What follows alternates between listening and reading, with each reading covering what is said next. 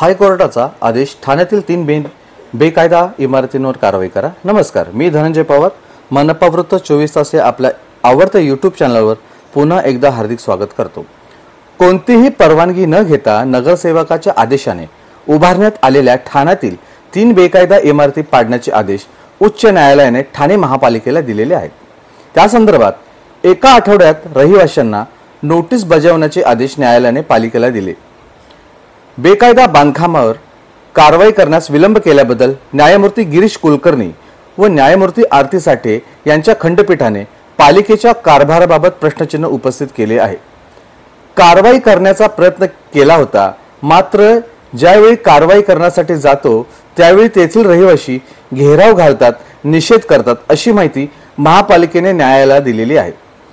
पालिकेचा कारवाई करण्याचा हेतू होता तर आधी पाणी आणि वीज खंडित करायला हवे असे न्यायालयाने म्हटले। पालिकेतर्फे ज्येष्ठ वकील राम आपटे यांनी न्यायालयाला सांगितले की कारवाई करण्यापूर्वी 15 दिवस आधी नोटीस द्यावी लागेल।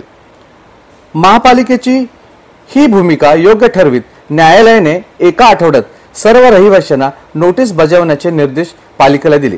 15 दिवसात वीज पुरवठा व पाणी पुरवठा खंडित करण्यात येईल आणि पुढील 15 दिवसात इमारतीचे पाडकाम करण्यात येईल असे नोटीसमध्ये नमूद करा, असे उच्च न्यायालयाने म्हटले आहे। तिन्ही विंग बेकायदा। माझेवाडा येथे असलेली साई दर्शन कॉम्प्लेक्स या इमारतीच्या तिन्ही विंग बेकायदा असल्याचा दावा याचिकाकर्ते नीरज कबाळे यांनी केला आहे। ए विंगचे तळमजला अधिक 7 मजले तर बी आणि सी विंगचे तळमजला अधिक 5 मजले अशा प्रकारची पहिलीच याचिका नाही।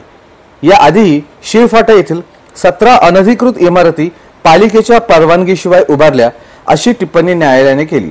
पोलीस संरक्षण देऊनही बेकायदेशीर बांधकामावर कारवाई केली नाही, याचाच अर्थ बांधकाम पाडण्याच्या प्रयत्नात करण्यात आला नाही, असे निरीक्षण न्यायालयाने नोंदवले।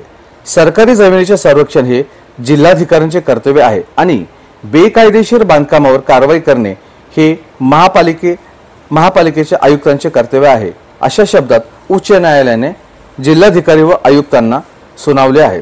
पुन्हा भेटूया, नमस्कार।